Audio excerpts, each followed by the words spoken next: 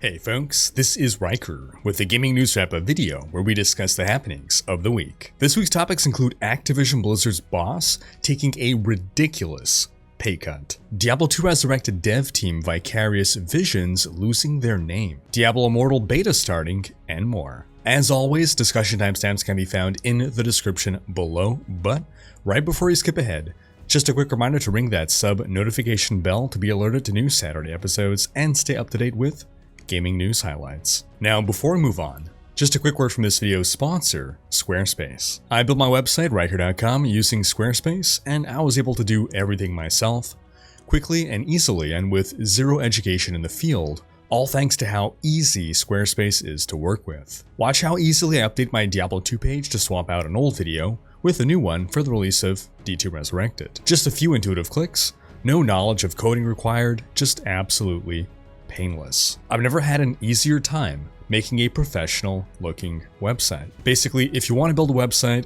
I recommend Squarespace. And Squarespace is currently offering my viewers 10% off your first purchase with them. Just go to squarespace.com/Riker or click the link in the description to sign up and start building your online presence. That's squarespace.com/RHYKKER and use code Riker to get started today. In our first story, the Lost Ark team have released a blog post discussing what the game's business model will look like with its Western release and how it's going to differ from the Korean region. The game will be free to play with optional in-game purchases, including cosmetics, as well as convenience items like auto-looting pets or items that allow you to access your storage while you're out on the field. The team made explicit that they want the business model to be, quote, more closely aligned with Western norms and player expectations. And they specified a few changes they were making from the Korean version to that effect. For instance, all items that you can spend money on will be available for in-game earnable currencies, with a few exceptions like founders packs or services like name changes. And they've also rebuilt the premium service, Crystalline Aura, to, quote, provide fair and fully optional benefits and avoid potential pay-to-win mechanical advantages. As a reminder, Lost Ark will be running a closed beta test from November 4th through 11th. On to some quick Steam news. Hold on to your wallets because Valve has confirmed the Steam sale dates for the rest of 2021. The autumn Steam sale will run from November 24th to the 30th, and the winter Steam sale will start on December 22nd and end January 5th. What games have you been waiting to buy when they go on sale? Sound off in the comments. In other Steam news, you can now play Steam PC games on an Xbox thanks to NVIDIA's GeForce Now. You see, the Xbox runs Microsoft Edge, and NVIDIA has unlocked access to its GeForce Now streaming service on Microsoft Edge. GeForce Now is a game streaming service that includes access to more than 1,000 PC games, and the base version of the service is free. So that means that an Xbox gamer can, without owning a PC, play PC games on his Xbox for free. The free version of GeForce Now restricts you to 1-hour gaming sessions, but that just kicks you back to the menu after an hour, so you can just go back in for another hour session as soon as your first session ends. Now, the Edge browser on Xbox also supports mouse and keyboard input, so again, you can play for free PC games with a mouse and keyboard on an Xbox. That's pretty neat. Now, there's apparently some hiccups currently, but nonetheless, it's hard to beat the price. Onto some Path of Exile news. We're now 1 week into the new league, and the general verdict from the community seems to be definitely better than last league. The quality of life changes are being extremely well received. But it seems that the general sentiment is that the league mechanics risk versus reward structure is not properly balanced.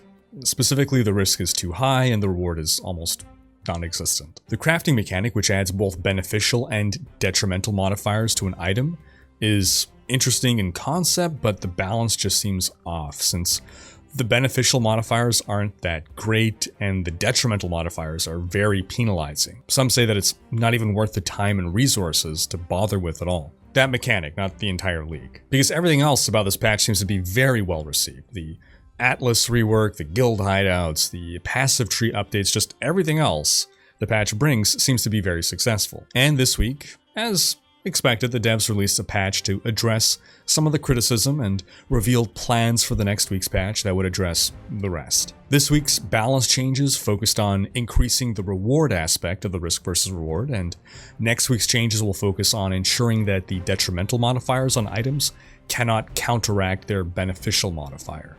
So altogether, this should tremendously improve the situation. But I turn the question to you folks, how are you liking the new PoE League? Onto Blizzard news. BlizzCon 2022 has been called off. Earlier this year, Blizzard had stated that early next year, they would hold another BlizzCon line along with, quote, smaller in-person gatherings. But now it seems we'll be having none of that. In a blog post, Blizzard, no specific person, just the faceless corporate entity Blizzard, stated, quote, at this time, we feel the energy it would take to put on a show like this is best directed towards supporting our teams and progressing development of our games and experiences. And who can blame them? With everything that's been happening since summer with the ongoing investigations, it was almost a guarantee that BlizzCon would be cancelled. That doesn't mean Blizzard won't make any announcements or game updates, but that's not what BlizzCon was about at its core.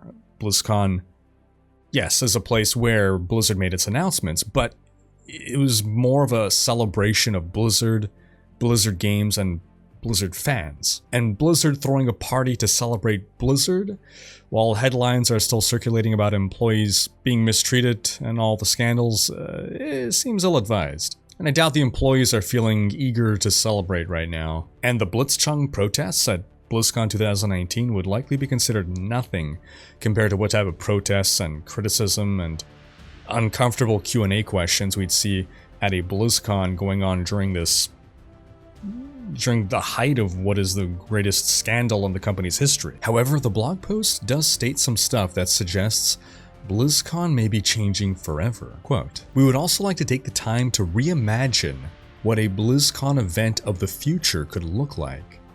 The first BlizzCon was held 16 years ago, and so much has changed in the time since.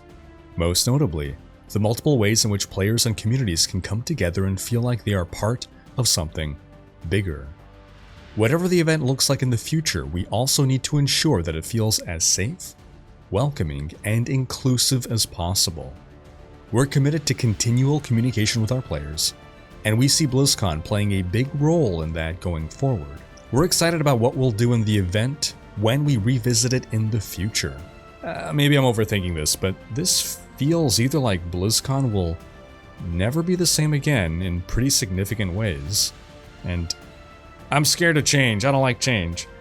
Or they're preparing us for when they eventually reveal that there will never be another in-person BlizzCon again.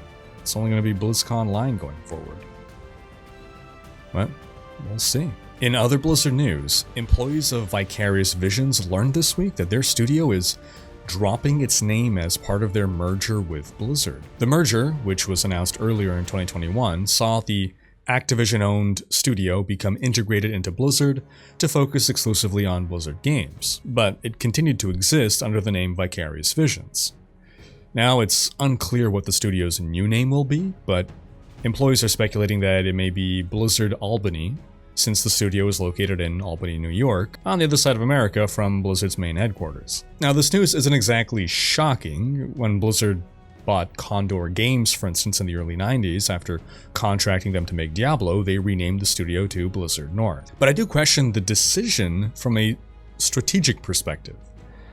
The name Vicarious Visions has a lot of positive sentiment attached to it, since they're the studio responsible for Diablo 2 Resurrected and other successful remasters under Activision in the past. And currently, the Blizzard name has quite a bit of negative sentiment attached to it. Now, the former head of Vicarious Visions was even currently promoted to co-leader of Blizzard.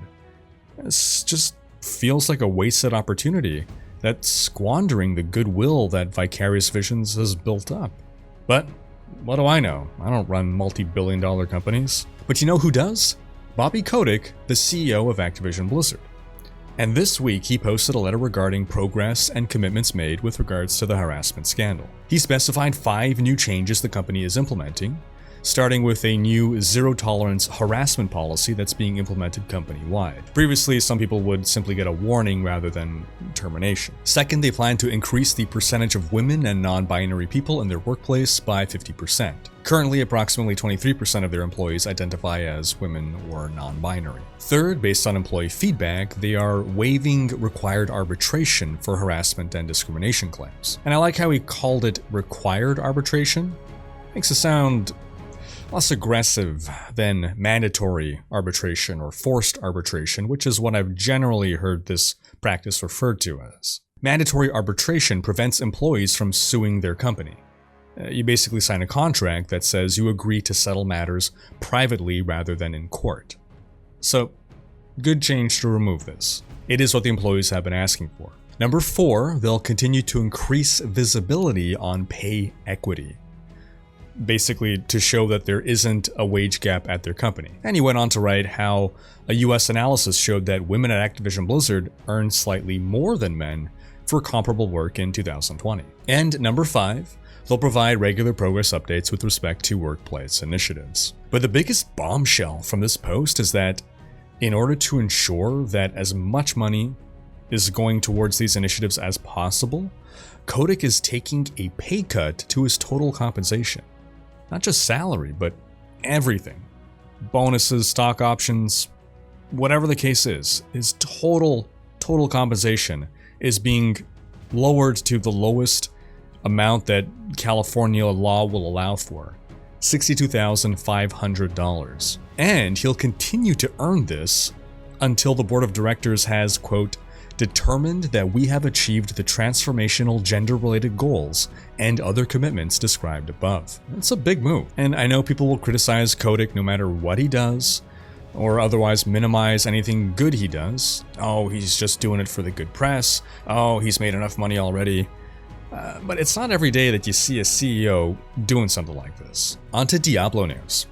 First off, if you haven't seen it, I highly encourage you to check out my video on the scariest monsters of the Diablo franchise, which I posted as just a fun little video for the Halloween season. It features quotes from some former and current Diablo devs as well.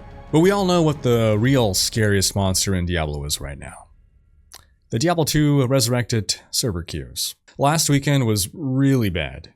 In fact, it's probably bad right now while you're watching this video. It seems weekends are bad in general. As you'd expect, it's when people have time to play, so there's more people playing, more people slamming the servers.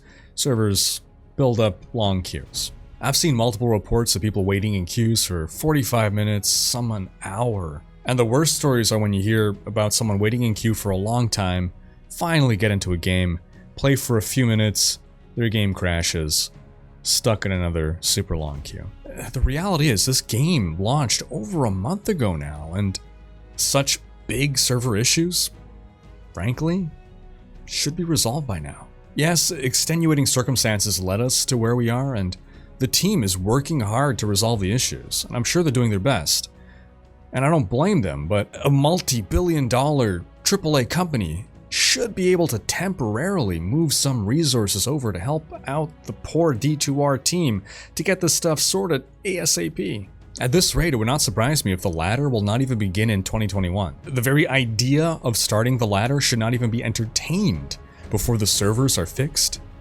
And we're already hitting November. But hey, at least while you're waiting in queue, you can watch Carbot's newest Diablo 2 video. Last week was all about making rune words, and hey, maybe by the time this video is live, you'll have another video up for you to watch as well. And in late breaking news, we actually got an update on the Diablo 2 Resurrected server situation. Community manager Bez Radar posted late on Friday, explaining that next week, their teams will begin testing a significant change that should hopefully alleviate some server database stress. Once they're done their internal tests, they're going to put up a PTR server, which is like a beta testing server, to get some real-world testing done before they roll out the update to the live game. Furthermore, they'll also have a patch release next week that'll give you time estimates alongside your queue position to give you a better idea of how long you might have to wait. They're also going to make some changes to the rate limiting, that is, how quickly you can try to join or create a new game after your last attempt, so that they can get a greater number of players into the game during peak playing times. There will also be some, quote, significant significant updates coming to the game in terms of bug fixes and features, whose details they'll be able to share with us soon. So overall, a nice update to take us into the weekend. Lastly, we got some big Diablo Immortal news this week.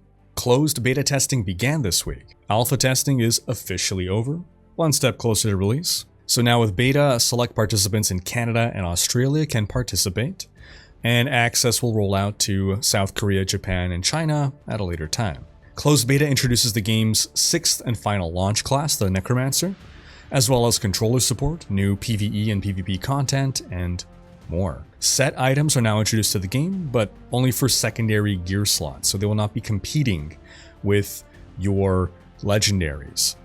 Immortal's itemization is divided into primary gear slots and secondary gear slots. Legendaries can only be equipped in primary slots, and now sets can only be in secondary.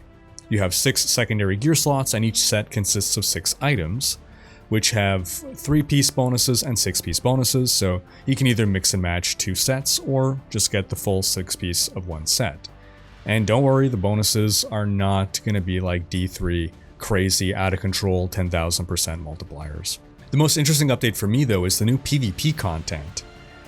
The game's faction PvP system of Shadows vs Immortals will now end in this crazy fight that pits 30 Shadows against the leader of the Immortals, who gets to turn into this giant raid boss. It's just a shame that in practice, most players will probably never get to experience being the giant raid boss, because only a handful of people get to become Immortals, and only one can become the leader. Because this mode just looks super fun. Immortal also has a system called the Heliquary, which is something you can upgrade by killing very challenging bosses. And with beta, they've now turned this into an 8-man raid, because players are already beating these bosses by bringing in friends to carry them through, so the devs decided to just embrace it and make it a group activity. They also made some updates to allow players to focus on the in-game activities that they prefer. Whether it's bounties, Elder Rifts, or dungeons, you'll now earn progress on your battle pass no matter what you're doing. Controller support, again, it's added. It's not fully implemented. They still have a ways to go, but currently they wanted to test what they have. UI elements still need to be hit with a touchscreen, but navigating the world and fighting enemies can all be done via controller now. The beta also includes lots of other tuning and polish changes based on alpha feedback, and beta is also implementing in-game real money purchases for testing purposes. Once beta ends, any money you spend will be returned to you as credit on your Battle.net account, because beta progress will be wiped before final release. Beta will be lasting under 3 months, and the team plans to launch Immortal in the first half of 2022. And early reports are indicating that Immortal will run on Windows 11 via the native Windows 11 support through Windows subsystem for Android. And that's going to wrap up this week's video. But do be sure to have checked out last week's video, in which we discussed the Diablo 2 Resurrected rumor that Blizzard squashed. Thanks for watching. Special thanks to my Twitch, Patreon, and YouTube supporters for making these videos possible. If you like what you see on this channel and want to support the creation of more content, you can consider pledging on YouTube or Patreon and unlocking behind-the-scenes content, monthly virtual hangouts, and more. If you enjoyed this video, please share it. Check out these other videos, and subscribe to join Riker's Raiders for more gaming content.